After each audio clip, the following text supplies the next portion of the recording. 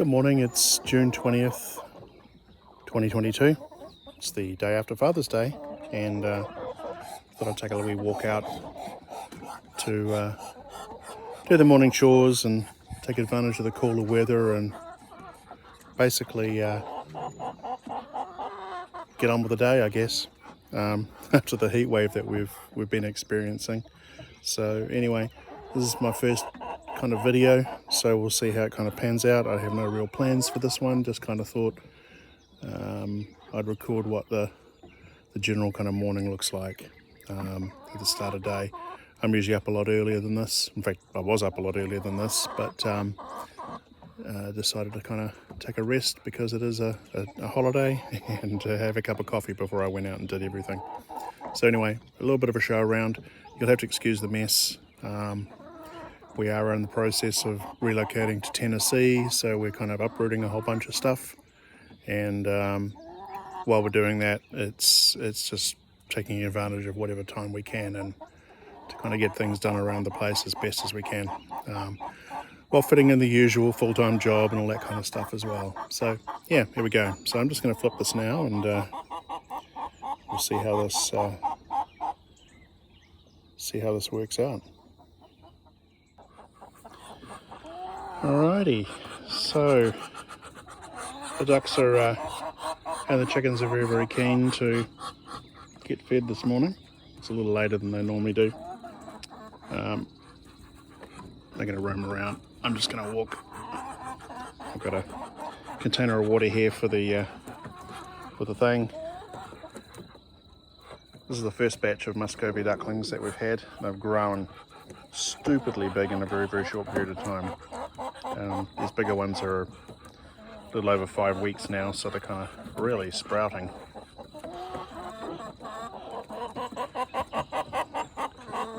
Buff Orpington and Wyandottes both expressing their disgust at not having been fed this morning. One of the big challenges, of course, is that we always have ducks underfoot. This is one of the girls. She's got her nest here. She's kind of playing the game, so she's been good. Laying a few things down. We keep a swimming pool. We don't really have to worry about mosquito larvae because the ducks really put paid to that, so that's definitely a thing. It just provides an easy way to water everybody in bulk, and of course we've got a couple of the troughs from sheep days as well, so no real shortage of water, but we like to keep in the habit of keeping things topped up, so we'll see how we go. All right, come on. Chooks. All right. Just going to drop this water up on the thing, and I'll come back.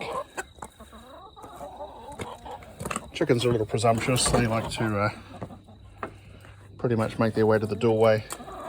Shoo. Given half a chance, they'll definitely take advantage and do their things. So at the moment, we like to kind of keep a combination of free range, but because we've got all the ducklings, we're still, got to get their growth patterns up to about 8 weeks. We still supplement their feed as well. So in the one barrel, we keep rather than worrying about standard pellet mixes for chickens and ducks and things, we just resort to just using crumble right across the board. Everybody seems to like it. If they don't, well, too bad. There's plenty of grass and bugs and stuff. So I keep an 18% mix in one, and a high protein 20% in another. Once this is basically done, then we're pretty much done with the more expensive 20% protein mix. On the new property, we're going to be following Nick Ferguson's permaculture guidelines, and we're going to be putting down some fodder trees and using a lot more fodder. So that will be actually good. It'll save a lot because this 20% feed is getting pretty expensive now. A bag of the 18% crumble is like about $15 a bag. So yeah, and we don't unfortunately generate enough waste in the family to actually give out, too much in the way of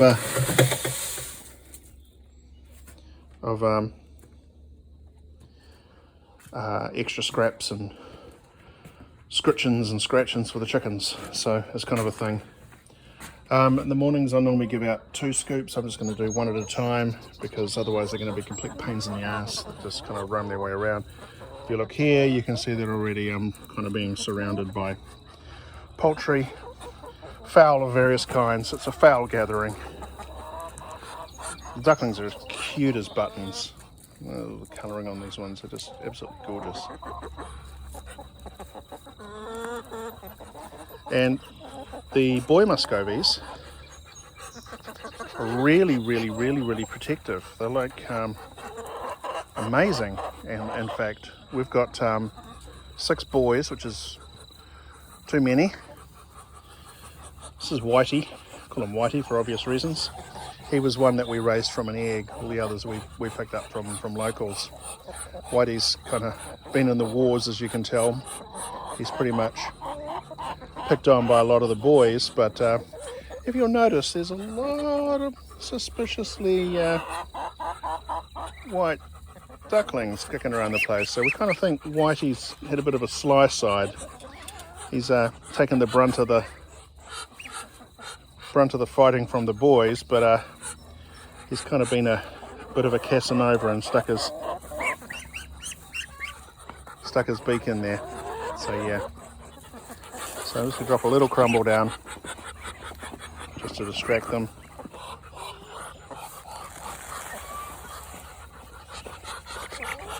I love that. Ducklings just absolutely get into it. This is the traditional puddle of ducks, because it's just like when they're all sleeping together at night, they're just like this little puddle of ducky goodness. So coming back to this girl nesting here, we have four mature girls at this stage. At least 2 of them, possibly 3 of them, are actually nesting at the moment. So they're working on their second brood of eggs, second clutch of eggs, I think is the official term. And so each of them, we really only had two kind of successful breeders last time. We had 20 ducklings, 4 unfortunately succumbed to nature. We didn't do the approach that, take all the ducklings and put them in a safe plot and all the rest of it, because muscovies are pretty prolific and we'd rather have survival of the fittest, so to speak. Keep the genetics in play, and the chickens like those. Just making our way out now to the coop.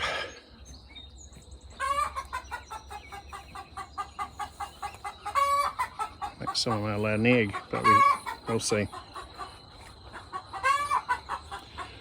But yeah, each of the girls realistically will probably lay, hello, what are you doing? Will lay, a dozen eggs or so. We're really kind of looking at an average of probably about 8 ducklings per girl, and they'll breed, weather permitting and depending on when they kind of start, they'll breed 3 to 4 times a year. This year we're probably looking at 4 rather than 3, because they did an early start and the temperatures have been conducive. So you can kind of do the math from there. Let's say 4 girls, 8 to 9 per, get some casualties along the way. Every time they breed we could end up with another 30 ducklings. So yeah, very prolific. If you have muscovies, they are very easy to look after. Hello, darling. This is one of the other girls. She's out nesting. I haven't found her nest, and I'm not sure where it is, but she comes in and she'll gobble down and get some water and stuff, and then she'll make her way back. So that's the first scoop.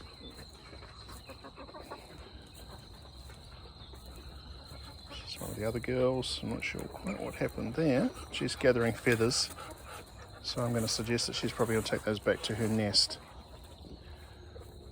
But yeah, numbers wise, yeah, you can do the math. 4 girls, you know, roughly, assuming they all lay and successfully, roughly 30 ducklings per. So you can end up in a year, you could end up easily with, you know, 90 to 100 plus ducklings. Yeah, which is a lot to deal with. And we're raising them primarily for meat. So when they get to a certain size, the boys are actually a little overdue for culling. Not being lazy, it's just we've had other things on our mind, and it's actually been quite good having some more guard ducks around the place.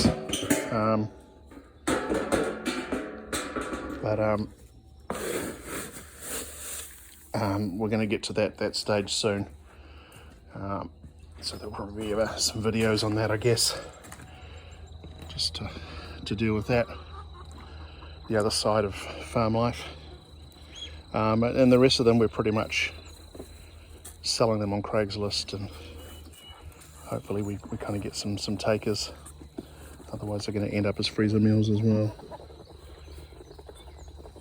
What you doing? Come on, give me some room here. You're going to have a hail of stuff falling on you. Come on.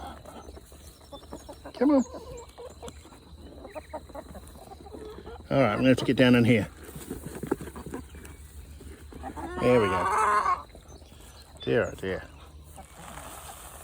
So this is the 18% feed crumble. There's no real pattern to it. We've got 9 chickens. Sadly, we had one pass during the heat wave, and she'd been broody as all get out. And when they get broody, you have to kind of deal with it, because the chickens don't have fertile eggs, so obviously nothing's going to hatch. It's going to be brooding for a while, and while they brood, they really don't look after themselves all that well. So we've been pretty much just removing her from her nest box and trying to reintroduce her into the general scheme of things, but I think she was probably in a weak state in the extra heat. The temperatures were in the feel like triple digits here for a few days.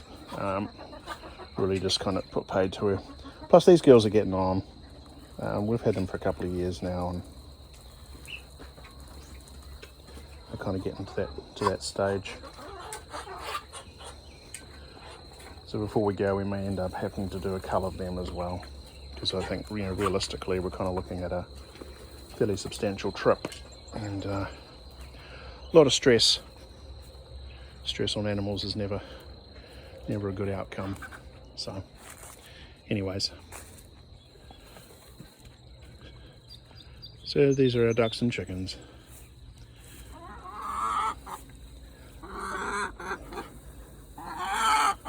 Quack, quack, quack, quack. Alright. Happy? Happy? Are you happy?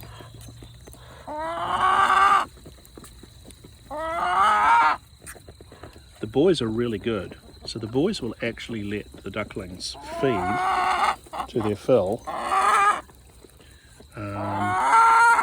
For the most part, and the girls, and then they'll basically get in after that.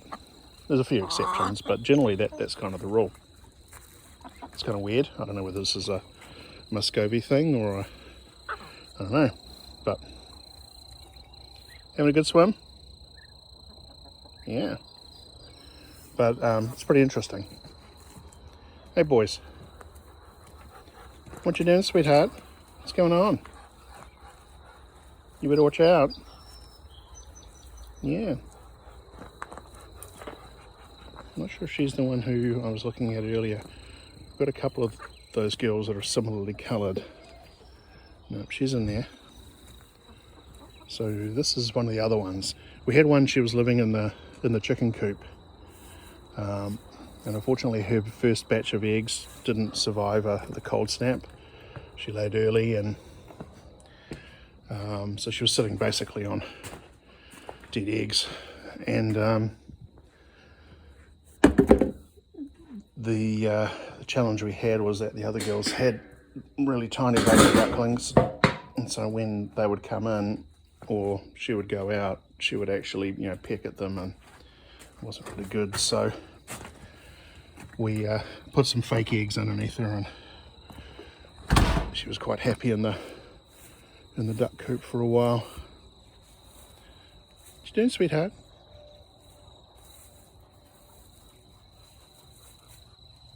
What you doing, baby?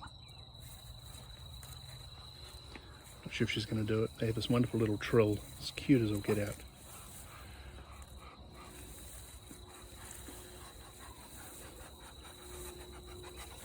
Very different from the boys, aren't they? You guys. So one thing to watch with Muscovies, I know this video is a little over the place, one thing to watch with Muscovies is their feet are deceptive. Hard to tell on the back there. Don't think I can get close enough. Stand, boy. It's okay, I'm not chasing you around. And they kind of got some spurs on the backs of their feet. The boys are, as you can tell, are way bigger than the girls. But when you're handling them, you need to be very aware of those spurs. I think Nicole in our Living Free in Tennessee group, she's just had Muscovies for the first time, and unfortunately she learned that experience the hard way.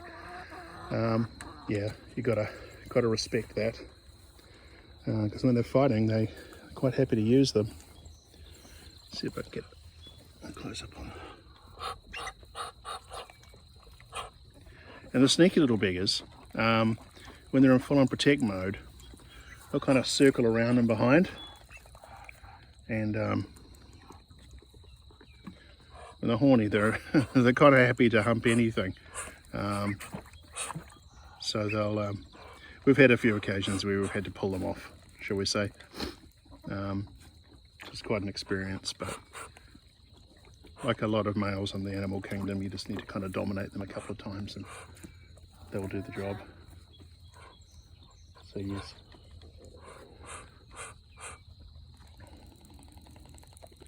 They're pretty good. Yeah, that's good. She's getting some food.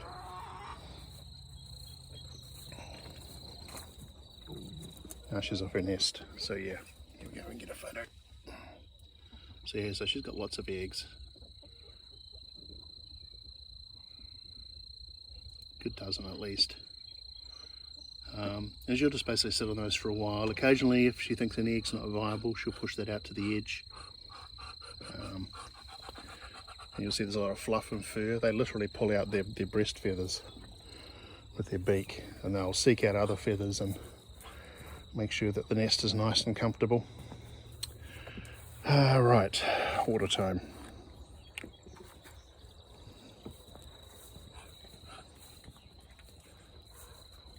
But easy maintenance animals. We don't home the ducks. The chickens we obviously do home, because if you've never raised chickens before, you do need to make sure, particularly if you're free ranging, that they don't go wandering around too far. We have quite a lot of property, and our neighbours have quite a lot of property as well. We've got 5 acres here.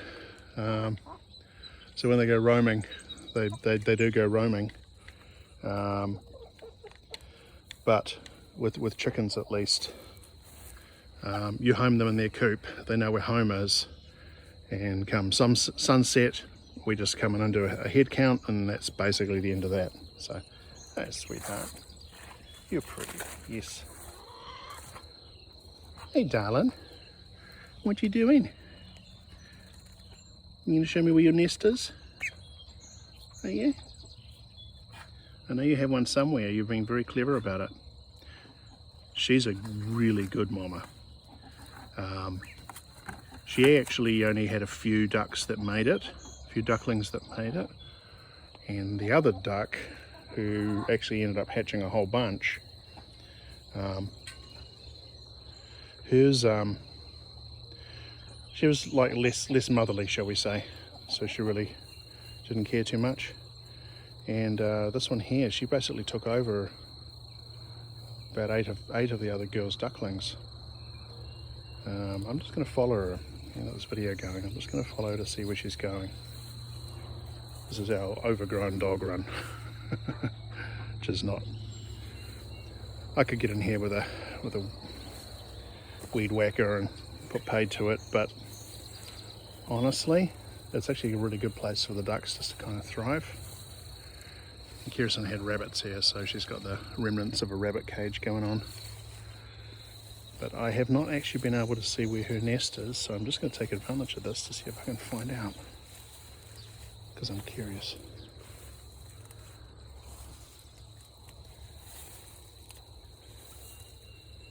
And I think she's in here somewhere.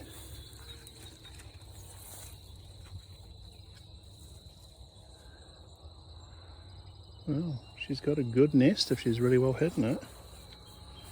So she's a really good mother, so I really have no concerns about her.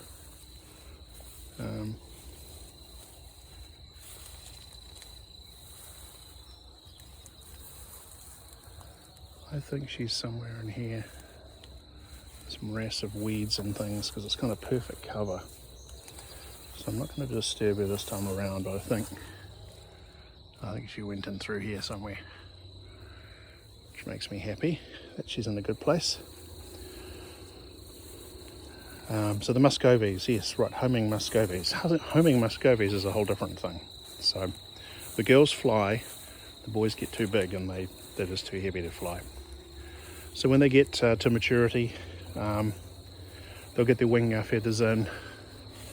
I can't remember the exact timings on it, but I think it's around 12 weeks or so. The girls are really, starting to fly and stuff. We basically get them and clip their flight feathers. So they can still do short flights, but anything long, maybe not so much. So having said that, we haven't really had too many issues kind of homing them either. It's really been a case of, what are you doing in the puddle? What are you doing? It's really been a case of, come on, out you get. Out you get. I know you want to get your bum wet. Very messy.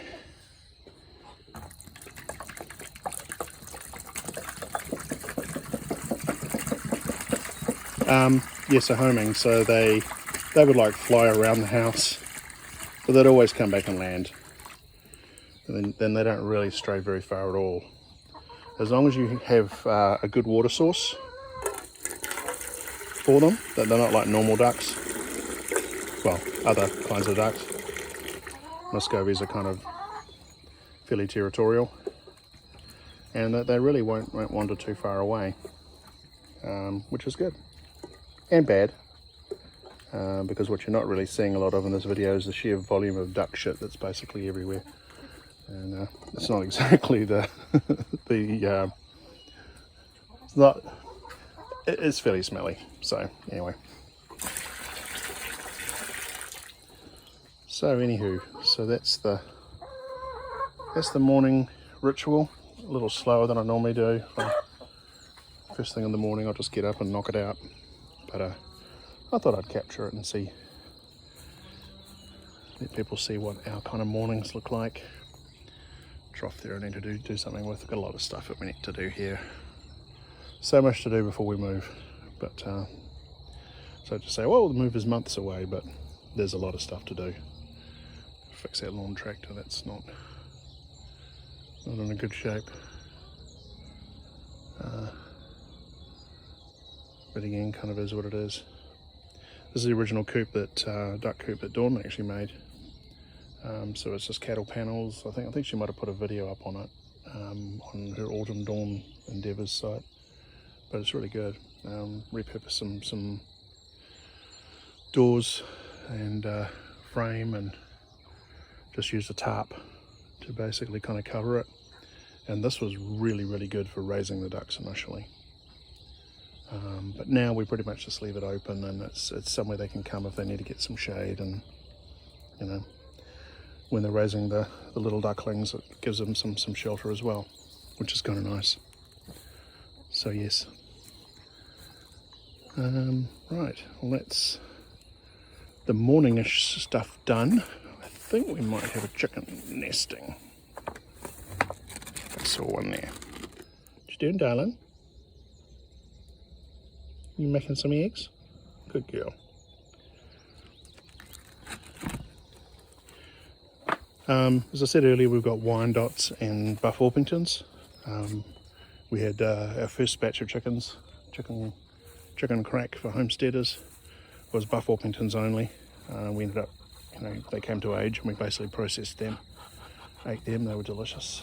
But the Wyandottes are cheeky little sods. They're actually a North American breed. So they are actually, I guess, an indigenous bird. Oops. But they're a little more cheeky, shall we say, in terms of personality. They don't really have much in the way of fear, which is not always a good thing. But miraculously, somehow we still seem to have 5 of them. So I don't know, pretty resilient then, I guess.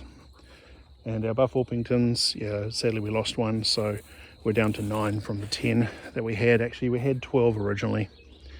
But you do always get attrition when you get them. Sometimes they just don't quite make it, genetics and stuff. But we've had 10 for quite a while, and so it's kind of sad to lose one. But they'll produce a lot of eggs. We're not really eating duck eggs at the moment because they're obviously being converted into ducklings because we have boys.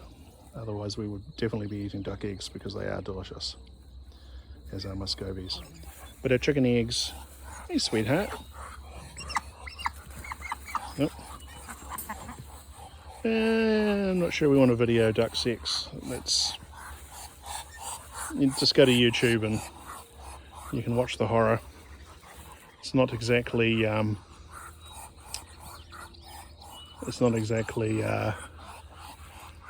gentle, shall we say. So our chickens are pretty much raising out of 10 chickens. We'll get, on this heat has knocked it out of schedule, but we're getting probably an average of 7 to 8 eggs a day out of them. So that's, given the price and availability of eggs at the moment, that's a hashtag good problem to have. But we usually have too many, so anything that we don't eat, we'll boil them and turn them back into feed for the chickens. Anyway, just quick roam around the property before I finish this up. It's our 5th wheel RV. Kirsten's in there at the moment. We'll be taking that down to Tennessee for a while. Temporary gigs. It's 38 foot, so it's not small. So it won't be like, super duper cramped. This is where we had the pigs. I've loosened all the fencing up, but one of the things that they did do was they quite amply pushed dirt and stuff right up against it, and this stuff is just like a rock. So I'm going to have to get something in there to prise that out. And the fences, of course, are all linked, and the link, of course, is in the bottom dirt area. So that's a bit of a job, 2-person job. So I'm not sure whether we'll tackle that today, but that definitely has to be done. And we've got a lot of miscellaneous junk and stuff to pick up here. But this was a moonscape. The pigs just basically, we had to overwinter them here. Original plan was to breed them because we weren't planning on moving, but things changed, so we ended up selling them. We were going to butcher them, but our butcher had some issues. Had to put in some USDA approved facilities and all that kind of stuff. So, and we didn't have the resources here to really butcher them ourselves. So, and I'm kind of glad because they're actually really awesome girls. So they ended up going to a good home. They're going to be used as breeding stock, which is nice. But anyway, so this is a cleanup job. But already there's grass and stuff is coming up all over the place, but it's very uneven because the pigs have been through here. So a little bit of work to do here. Kind of tidy this up. And if you look over there, I'm not sure if you can see that. That looks like a squash plant already growing. So with the garden, we had a lot of excess vegetables last year. Tromboncinos and butternut squashes and all kinds of things. And they were getting fed to the piggies. And of course, the piggies eat them and the seeds get passed through their system and drop into the nice fertile soil, and lo and behold we end up getting what we call volunteer plants. So I'm expecting to see a few of those popping up here and there. We haven't done a garden this year, so because of the move, so yeah, that's going to be interesting to see how many volunteers we get kind of popping up all over the place. And then if that vine over there is, it looks like it's probably butternut squash, I think. Yeah, so as long as that's not attacked by any borer or anything, vine borers, you can expect that to pretty much take over, and then we're going to get a whole lot of butternut squash again. So yay for butternut squash. Some bits of wool, or hair actually more accurately, from the sheepies that we used to have. Yeah, so this is kind of our lawn area, and as you can see here, I'm in the throes of taking down the fencing. This is where the sheep were, in our pastures.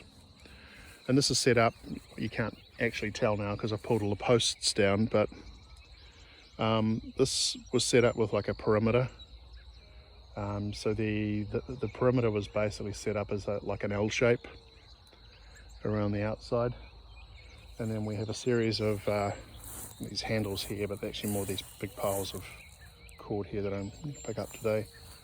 We're set up as a series of L's to make it easy to create rotational pastures. So it's kind of hard to describe, you have to see it visually, but if you imagine that an L, see where I've mowed that strip there, if you imagine there was an L kind of running down the line there, and it had an anchor post here, and then came along to here, then we had a gate. What that means is that we could actually just open the gates up for the pastures that we wanted the sheep to go into. They had a base camp that they could go to in inclement weather if they needed shade or whatever. We just use these shelter logics. They were pretty awesome. And then they could just basically make their way down each of the pastures respectively, and we would rotate them down, break parasite cycles and things like that. Or occasionally we would shut the barn up and then we'd use one of the smaller shelters depending on weather, but plenty of options. So it was a relatively simple system and easy to maintain once it was all set up, and pretty effective actually, to be honest. I'm not sure whether we're going to adopt that this time around. We've got to get grass and stuff for the sheep to actually live on, because our property is kind of hills and ridges and low parts and stuff, so the design will be quite markedly different, and honestly it's going to be a couple of years before we really get there, sadly. Do miss my sheep very much. St. Croix are awesome, but they've gone to a good home, so I'm happy about that, and they're being put to use, which is clearing fairly large acreage. And the new owners are learning some good lessons about raising sheep, which honestly we had to learn as well to start. So you can read all the books in the world, but until you've actually got livestock, watch the videos on YouTube and read the books and and then you get them, and then you find that your animals actually work completely differently because their personalities are completely different. So it's like cats, cats are all completely different. But anyway, so I've pretty much uprooted, I can't remember how many posts actually, is about 26 or something, I don't know. Actually more than that, because the interior had extra posts, but the we hand pounded all of those and lay out the poly wire and stuff to make the fencing, and during the cooler parts of the morning I've just been coming in, getting up at the crack of dawn and doing its thing. We need to do something with this one. This is actually a larger version, believe it or not, of that barn over there. This one's even higher. So this was a valuable lesson. We learned that the anchors that come with the shelter logics are not sufficiently rated for wind. And there is some very, very, very small print in respect of that. So this was a windy day, and there's some rebending and stuff on these needed. We actually have another complete kit of this, which we have not put up so we'll be taking that down with us, and we'll probably pull this one apart and use it for spares, I think, at this point. We're looking at putting a greenhouse in. I don't know whether this is too big for a greenhouse. It might be. Honestly, it's kind of hard to say, and I don't really know what the winds are going to be like where we're going yet, because we haven't spent enough time actually on the land. But yeah, lessons learned: if you get any of these shelter logics, there is no such thing as too much anchorage. We ended up getting those really big augers that you just pretty much drive into the ground, and those have been great. And we've had winds, for these shelter logics. That one has an extra tarp on it now because it's the previous one just perished in the UV. This is the first shelter logic that we had, so it's actually the oldest. And the easy fix for that is just to throw a tarp over it. But anyway, wind wise, as long as they're really well anchored down, we use chains rather than rope or wires. Chains are easier to work with. We anchor these things down solid, and they will quite happily take winds in excess of 70 miles an hour plus without any problems at all, including this really big barn over here. We've had no issues with it. So anchoring is important. Anchoring is everything with these things. We could have done railroad ties and all that kind of palaver, but honestly, the really big ground augers, if your ground supports and you've got like good clay soil and stuff a wee way down, then it's more than easy to do. If you ever need to move them, well, you've got the capability of unscrewing them if you need to. So just to recommend there. And I will recommend the Shelter Logics. The Shelter Logics are actually pretty good, and they're pretty cost effective. But honestly, if you just get the basic kits, as you can see by this one over here, in the distance that we walked past, and I probably should have gone back to that one. All that tatty material is the original cover. Sheep rub on it, or livestock rub on it, and the sun gets to it in the really high sun, and they're UV rated, but they're not rated high enough. And eventually you'll get holes and fraying, and then it just disintegrates after that. So yeah, so recommended that you get another good tarp. It's a worthwhile investment. Double tarp it. Tarps are not super duper expensive, but like I said, they're an investment. You have to spend $100 on a good tarp, and you get 4 years, 5 years out of your barn cover. It's a zero brainer. So anyway, so yeah, these are the L-shaped things I was talking about. This one I think has already been picked up.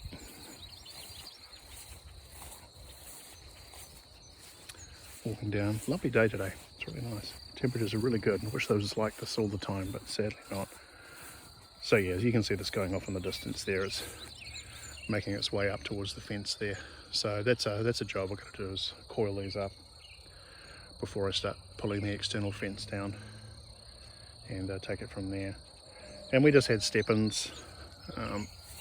I'll wander over so you can see what I mean. Oops, caught on the rope. This is why I miss my sheep, because all this would just be mowed down.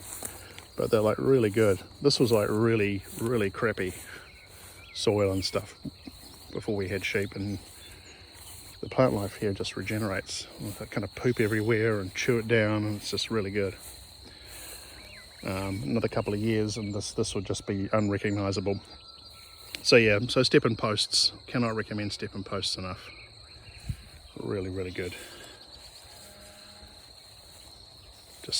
Just great for temporary fencing. And I was talking to Dawn about it as well. I hadn't actually tried them, but probably going to use these with the actual netting, the polywire netting as well, because we've got our original temporary netting that we used for our sheep when we first got them, and for just temporarily moving them or giving them some extra snackage without having to break the boundaries here. Those step-in posts will work quite nicely with those as well, to give them extra stability. There are poles and stuff that come with them, but I think that those step-in posts are just, they're easy, they're light, they're virtually indestructible. There are some kind of polycarbonate, so they really just do the job. And if you get them in, if you buy them in large enough quantities, I think we bought them at like boxes of 50 or 100 at a time, so I got like a couple of hundred of them at least. They're actually relatively cost effective. Now, like, they last forever. Right. So this was an interesting one. Before we had sheep, this was huge. This is just like where I'm standing now. It was just all grown out with briars and brush and all manner of horribleness. And I'm pretty sure that the old lawn tractor, I pretty much wrecked it trying to fix it. You know, briars are just always an ongoing challenge. They're already starting to come up again now we don't have the sheep, but this was just completely overgrown. This area here was just like packed dense with briars, and you just couldn't get into it. You couldn't do anything with it. They had a tree fell here, and you know, they obviously done some cutting and stuff, the previous owners, and created this kind of copse or whatever you want to call it, just pile of stuff, and then it just left it. And it's perfect shelter for the sheep as well, which is why we kind of built our fencing around it, and in the central lane allowed access to it. And the sheep just basically just came in and went nom nom nom, I can get to the briars and they are delicious, and they just absolutely did their goat impersonations and just basically took this out. Really, really good. So super impressed. It means I can get in there and actually do stuff if I wanted to, but again, we're moving, so however, the theory was there, and I think it proved it out. This is boy zone down here for the sheep, so this is for the rams when it's that season where we don't want the girls to be bothered. We're cordon off this middle alleyway, and the boys basically have their own structure down here that gives them some shelter and stuff and extra pasture and what have you. Usually over kind of winterish. It's not quite so bad, but and that actually worked out pretty well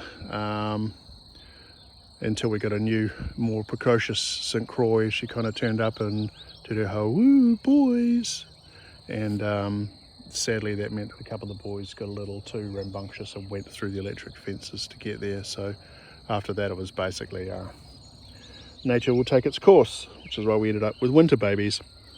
And winter lambing, I can assure you, especially in snowy conditions, is not fun, but it is what it is. So this is the bottom of the property. I think I might have shown this off before. It's a bit overgrown now. Understatement. This again all used to be briars and all manner of stuff, and I pretty aggressively came in here and tended to those. There's still a large patch over there because there's a lot of blackberries basically in there as well, and I still lived in hope of getting fruit and stuff, but sadly that didn't happen. And our woods here at the bottom are, you know, they're fairly well established. They're fairly easy to get into now that I've cleared out all the borderline. You can actually get in. This was just like a wall of briars. It was just briars. So I worked at this with various tools, mowers initially, and I just got in there with one of those, not a weed whacker type of appliance, but basically like a brush cutter. And just went into it, and that seems to have done the job, and then I can basically keep control of it. But again, when we had the sheep and stuff, last year this was all clear. You could kind of walk down here and not really a problem. But now we no longer have the sheep and we're moving, so I'm not really going to do anything here. I'm just going to take these fence posts out, the external lines, and I'm going to roll up our cord and put it away for a rainy day. And we've invested a lot in fencing materials, and so we obviously want to keep it, and shelters and things. We have a definite use and plan for it, but for now we don't have anything really to put in it, so we'll take it from here. And I'm not going to go all the way down to the shed at the bottom of the garden, but our 5 acres is actually long and narrow, as is typical of the 5 acre lots. 5.15 acres actually. So this area down here, and I bought all the posts and everything for all the fencing materials for it, was actually going to be the pig, what we're going to call pig zone. So pretty much after this fence, this alleyway, which kind of stopped at the patch at the bottom there, was going to be extended kind of down around here with some roading, some access track, and kind of running down the bush line there. That was our plans for pig zone, and we were going to do rotational grazing with the pigs as well, of a sort, and make use of that shed at the bottom. It's got a few holes, but this needs to be kind of finished up, but it's in really good shape, and run the fencing into the trees and across to the other fencing on our neighbouring property, and basically turn this into like just a free range area for Tamworth piggies, which is what we had at the time. So again, I have all the fence materials for it, but obviously now we don't have pigs. They're going to be coming down to Tennessee with us. The sad thing, and we had a storm, gutted me, can't really see it too much. It's probably pretty much, I haven't been down here for a while. Is beside the shed there was, in the forest, there was a really awesome pawpaw tree. Pawpaws fruit every couple of years. This one was laden with fruit coming up. It was just awesome. We had a storm, and I came down on one of my trips to start planning all the placement for pig zone, and pawpaw tree had toppled in the storm, and it was just like gutted, because pawpaw's delicious, and it's a native fruit of all things. I used to think it was something you found in the Pacific Islands, and but no, it's actually an indigenous fruit here. It's got kind of a custardy taste to it, which I find really good. Anyways, so that's a bit of a walk, a little bigger video than I was kind of planning for a morning, but it's quite nice, and I thought I'd take a morning stroll and capture this, and yeah, that's what we have been up to and what's kind of going on, I guess, and just a taste of the morning chores. So yeah, I'll flip back to the other side of it and talk about shit while I make my way to the house.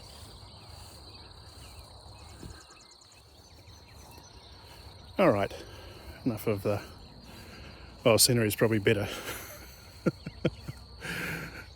Anyways, we did the third Self-Reliance Festival on the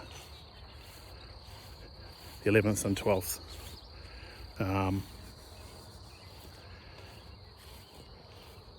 Of June.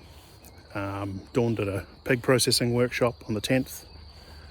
I went down to have a look at the new property, site out where we're going to be putting all the home site and all that good stuff, and just sanity check with Dawn, because she's the one who's unfortunately had time to go down to do that. So that was a good use of time on the 10th. And the 11th and 12th SRF, Self-Reliance Festival, in Camden, Tennessee, which is about 20 minutes away roughly from where our new digs are going to be. Bustling metropolis of Camden, Tennessee, population 3,700 or something. Anyway, it's nice. The festival was third time we've attended. It's almost doubled every time in terms of people. I think the first one was about 100 people, 150 maybe, 300 or so in the second, and over 600 for the third one. So it's really growing in leaps and bounds. But more importantly, it's It's a good collection of new people, like-minded people, different perspectives on homesteading and prepping and survival and learning new skills. But for me personally, being somewhat of an introvert and definitely having some issues with social anxiety, often overcompensating, it's a highly motivational experience. So we literally hit the ground running. Got in late on Sunday, and I had to work because work was doing a thing over the weekend, and so got through 4 days of that. But on the way home, Dawn and I were plotting and scheming. I think we were both fairly buzzed about certain possibilities. And so one of the things was the longer you leave things, particularly plans, the harder it is, or the longer it's going to take to execute them when you really need them. So we had some plans and ideas that we were thinking about when we move. We had some more plans and ideas on the way back. We discussed them. Thought about them a little bit, and bottom line is we decided timing is never good. No time like the present. So that's the parting thought on this particular video. Is if you've got something that you're basically planning on working on, or some ideas that you maybe want to pursue, my advice is do some homework, do your prep work, and don't spend too long on it. So if you think too hard, you may end up making it harder than it really is. And then if you think it's a viable idea and you have consensus from those that are there to support you, that they're there to basically help you succeed, then go ahead, pull the trigger, do it. The worst thing that could happen is your ideas fail. And failure is not the end anyway. That's just lessons to be learned the next time around. But ideally, if you've got enough focus and determination, you will actually make your plan succeed. But if you talk about it too much and overthink it, probably not really going to get on with it. So yeah, more on that as we go. Not saying we're going to be doing anything original or wild, but should be a lot of fun along the way.